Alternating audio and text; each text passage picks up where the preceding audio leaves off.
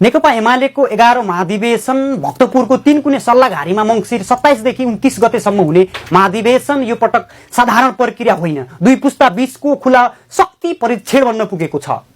पदाधिकारीदेखि केन्द्रीय सदस्यसम्म पुराना नेता र युवा पुस्ता बीचको प्रतिस्पर्धा यति तीव्र छ कि पार्टीभित्र नै पुस्तान्तरण कि निरन्तरता भन्ने बहस चर्किएको छ।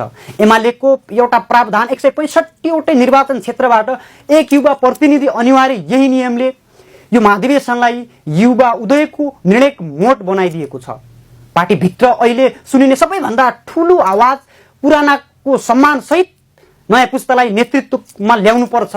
केन्द्रीय सदस्यमा बोली उपस्थितिका साथ युवाहरू उभिएका तीनै अनुहार पहिलो पात्र हुन् सुवाङ नेमाङ। इलाम क्षेत्र नम्बर 2 बाट निर्विरोध प्रतिनिधि बनेका सुवाङ नेमाङ सांसद भएर क्षमता सिद्ध गरिसकेका उनी केन्द्रीय राजनीतिमा प्रवेश गर्नेलाई सबैभन्दा शक्तिशाली युवाका चेहरा मानिन्छन्। प्रकाश पौडेल अन्धेरा सुबीको अध्यक्ष पदमा थोरै मतले पराजित भएका प्रकाश पौडेल अब सिधै केन्द्रीय सदस्यमा नजर लगाएका छन्। समीक बडाल विद्यार्थी राजनीतिबाट सशक्त नेतृत्व सिद्ध गरिसकेका समीक बडाल अब पार्टीको मुख्य प्रवाह राजनीतिमा प्रवेशको दावी गर्दै अघि बढिरहेका छन्। नारायण घरती जाजरकोटबाट निर्विरोध प्रतिनिधि बनेका नारायण घरती उमेर हद पार गरेको पुस्ताको स्वाभाविक प्रतिनिधि भन्दै केन्द्रीय सदस्यको दावीका लागि अगाडि बढिरहेका छन्।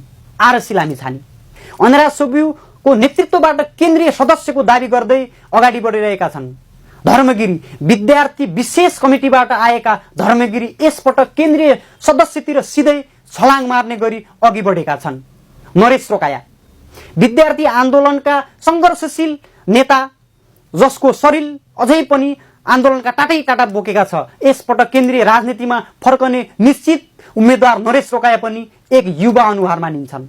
अब्दुस मिया प्रचण्डसँग चुनाव भिडन्तपछि चर्चामा आएका अब्दुस मिया विपद व्यवस्थापन विभागबाट प्रतिनिधित्व गर्दै अब राष्ट्रिय राजनीतिमा प्रवेश गर्न होमिएका छन्। क्षितिज थेबे राष्ट्रिय युवा संघका पूर्व अध्यक्ष क्षितिज थेबे नेतृत्व हस्तान्तरण गरेर अब म केन्द्रीय कमिटी बन्ने सहमति आधारमा महाधिवेशनमा राष्ट्रिय राजनीतिमा उभिएका छन्।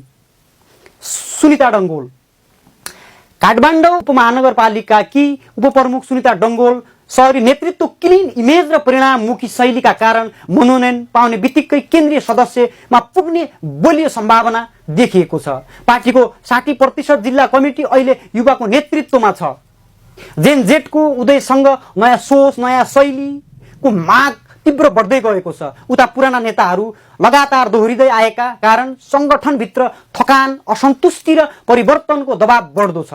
165 निर्वाचन क्षेत्रबाट युवा अनिवार्य प्रतिनिधित्वको नियमले संस्थागत रूपमा पनि युवा उदयको ढोका खुला गरिदिएको छ। एमालेको 11औं महाधिवेशन अब केवल नेतृत्व चयन होइन, पार्टीको भविष्य कुन दिशातिर मोडिन्छ भन्ने निर्णायक क्षण बनेको छ।